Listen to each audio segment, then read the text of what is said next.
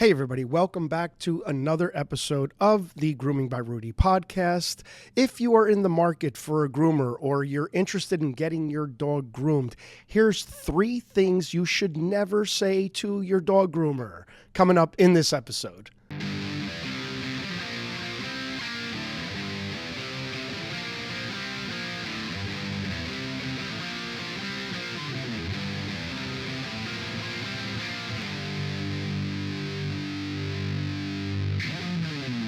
You're listening to the Grooming by Rudy podcast. Hey everybody, welcome back to the Grooming by Rudy podcast. We are father and son dog grooming duo. I'm Rudy V, along with my son Anthony Ray, and we have over 55 years of dog grooming experience, and the purpose of our channel and this podcast is to help you guys better take care of your pets. So welcome back to the show. We thank each and every one of you. Anthony, how are you doing today? I'm good, man.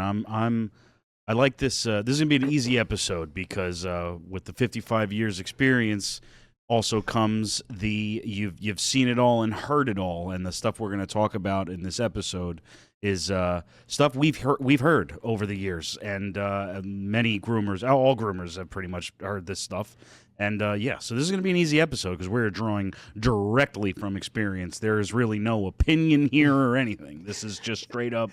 Don't do this to your dog groomer. Don't say, especially if you're looking for a new one. Absolutely, guys. We have heard just about everything you can possibly hear as a dog groomer. But here, again, there are 3 things you should probably never say to your dog groomer.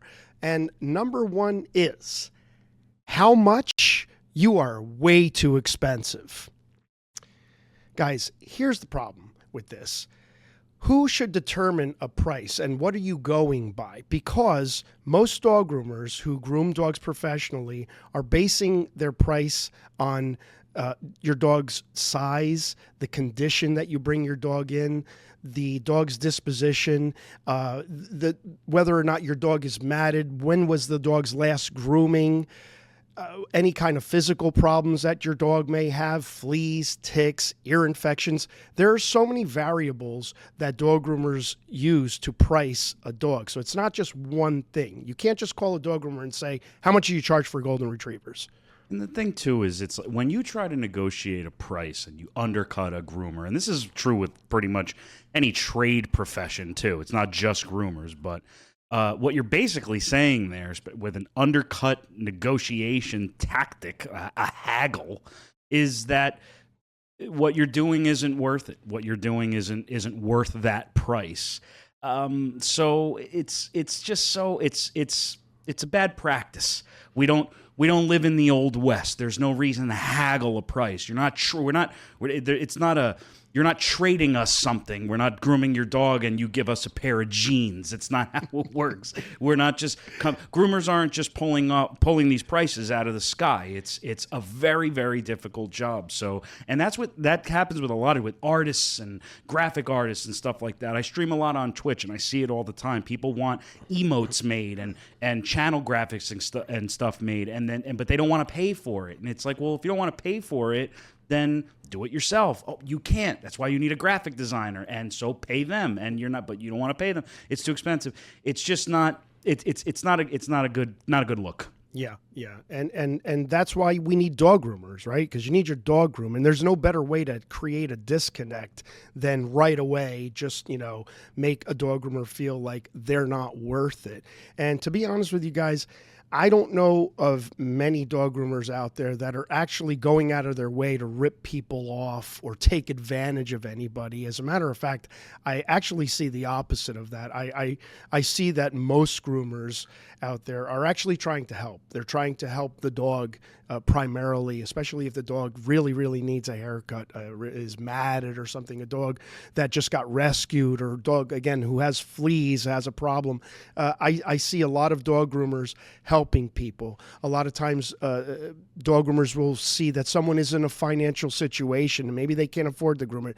Again, I see the opposite of that. I see a lot of dog groomers actually doing free groomings because out of the goodness of their heart. That's the thing.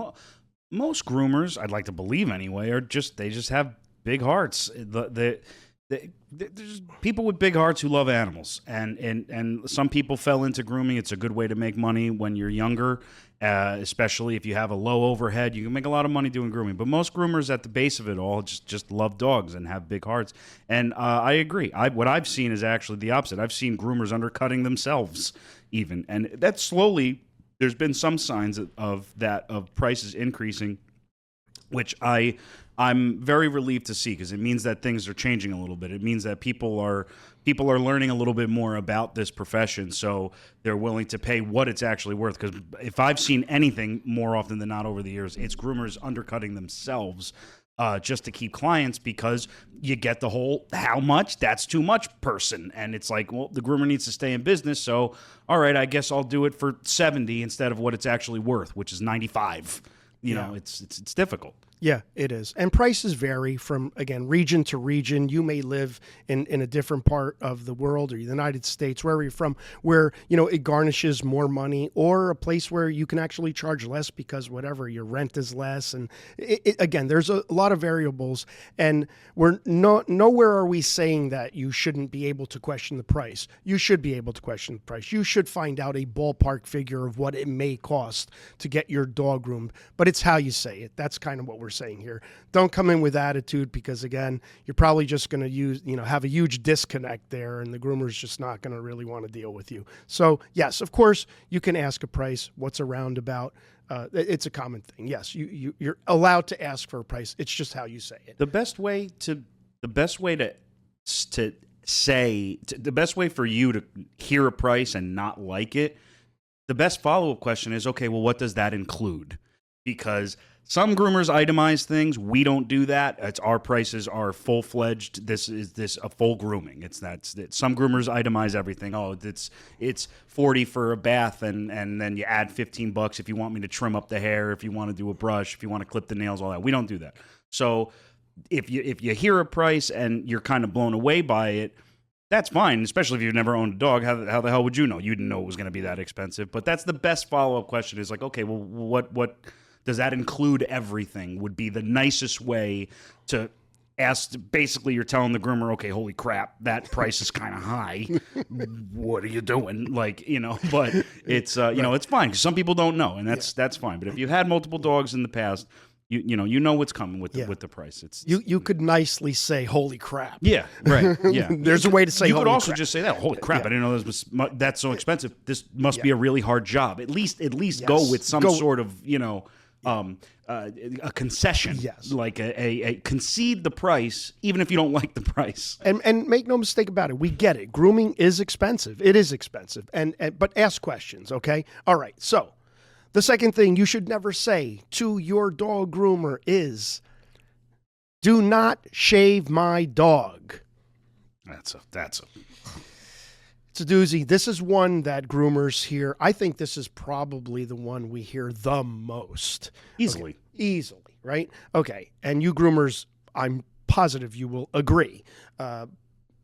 Thing here is, guys, if a professional dog groomer is recommending that your dog be shaved, it is 99% of the time for good reason. It's because your dog is matted. Your dog has too many mats, and it's just unable to be brushed out or combed out or receive a normal haircut.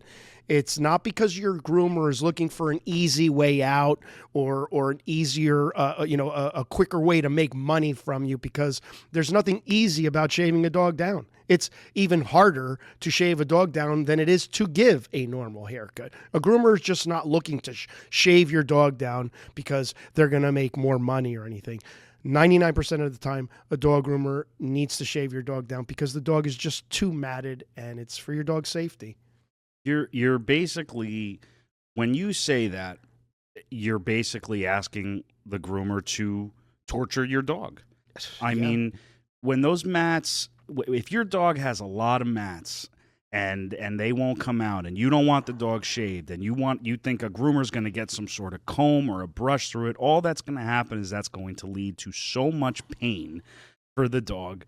Pulling and all of that, the demat, it causes your dog to hate the grooming process, and that's all you're going to get out of that. And if your dog is hating it enough, your dog is going to bite the groomer or just bite at the air. Your dog's going to stress.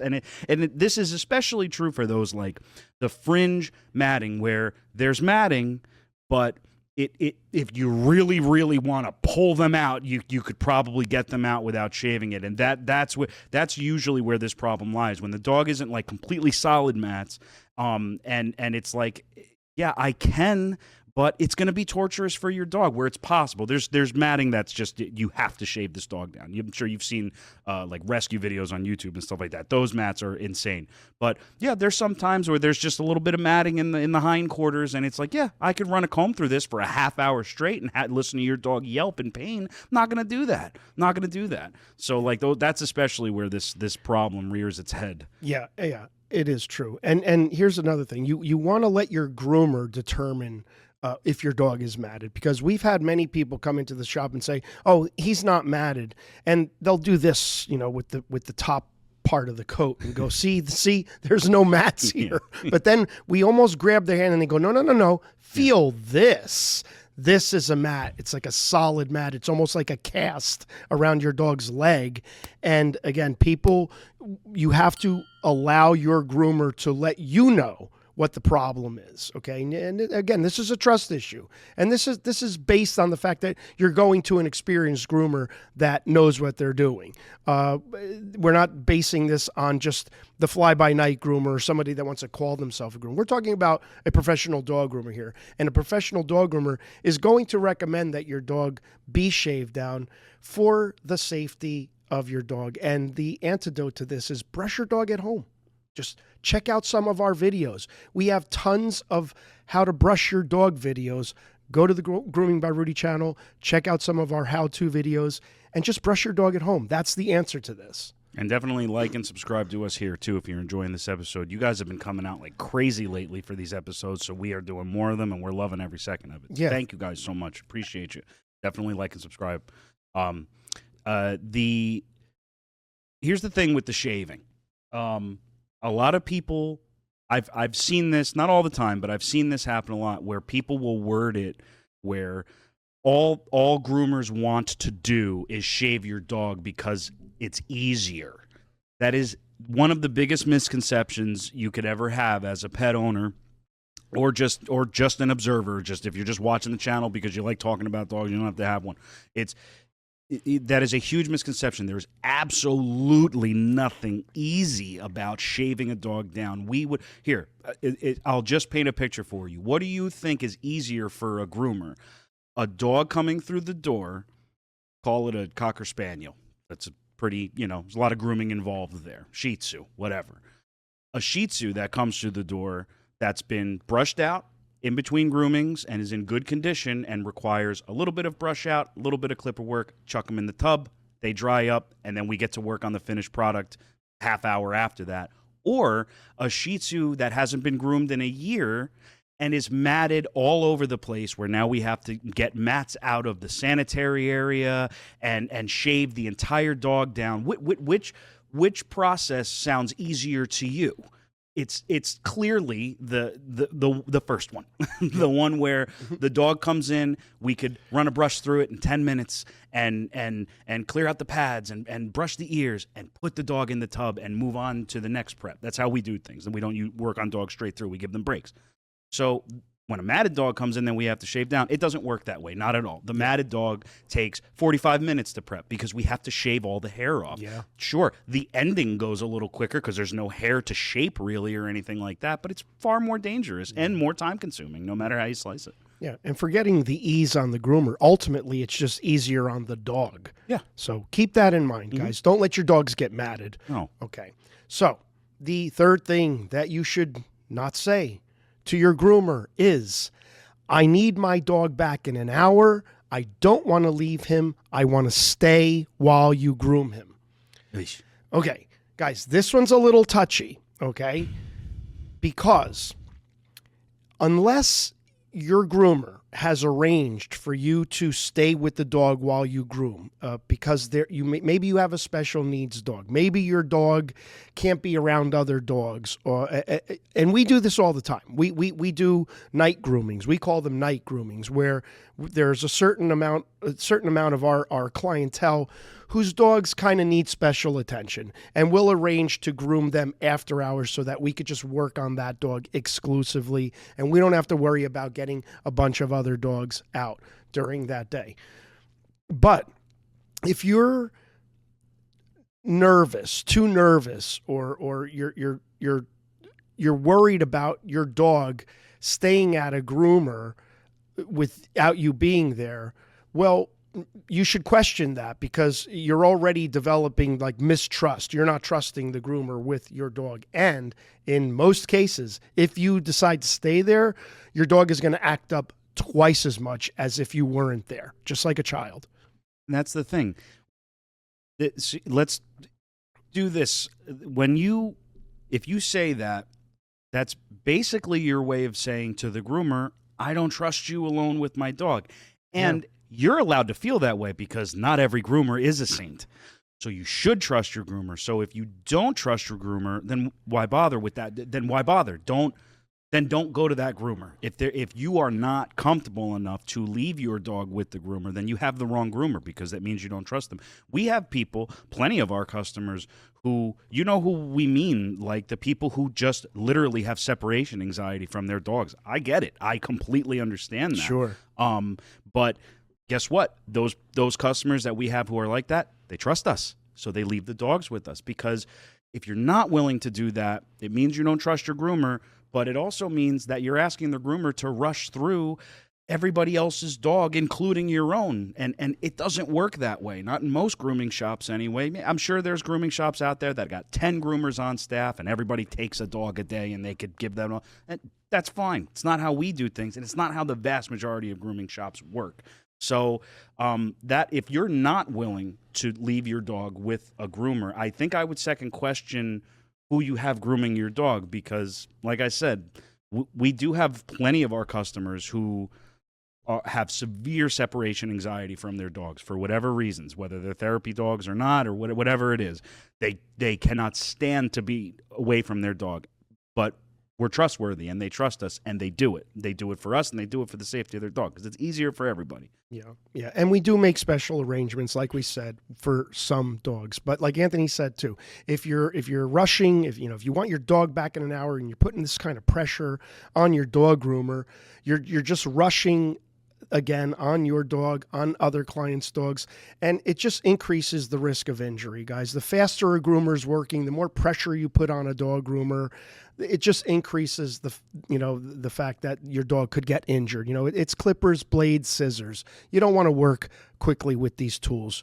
You want to have your groomer be calm while working on your dog and everybody else's dog. Yeah, and we do make special exceptions for some people, and there's good reasons for it though. Some dogs, because it depends on your reasoning too. If you want, it's not so much you want your dog back in an hour. It's just that maybe your dog's not good in the cage. Maybe your dog's never been crated, and it's kind of a decent part of the grooming process. We have a few of those dogs that can't be crated, but they're good dogs on the table. That's an example of an exception that we make, where it's like, okay, you're going to bring your dog after hours, and you're going to kind of just hang around, and we're going to do it in one shot. There's always exceptions. Yeah. But if the reason you want the exception is that you just don't want to leave your dog for an hour, that's where the problem is. That's where it becomes, because there's really your dog crates well and the dog's been groomed a bunch of times. It's like, well, why don't you trust us? Yeah. This is just more so going to turn some groomers off. So just don't be surprised if you do have that issue and and no groomers are going for it. You might be able to find one who will make the exception, but just not wanting to be apart from your dog is probably going to be a deterrent for most groomers, because it puts a lot of pressure. It puts added pressure that's already there. Yeah, and again, it's when we're talking about this stuff, it's not that you don't have the right to say that. You do, and you should. It's, again, like we said before, it's the way you say it. You see, this is the problem. This is what's going to develop that mistrust from your groomer, where your groomer is going to see you as a red flag. It's the way you say it. For example, if you go in and you're kind about it, all too often people are just abrasive when they say it, and that's we want you guys to like have a better relationship with your groomer. Okay, that's the reason for this show. It's the way you say it. If you come off like nasty and say, I don't want to leave my dog with you, and I don't see why he should be here more than an hour. How long does it take? If you're doing that, which again, dog groomers hear a lot of that for some reason or another, maybe more than other professions.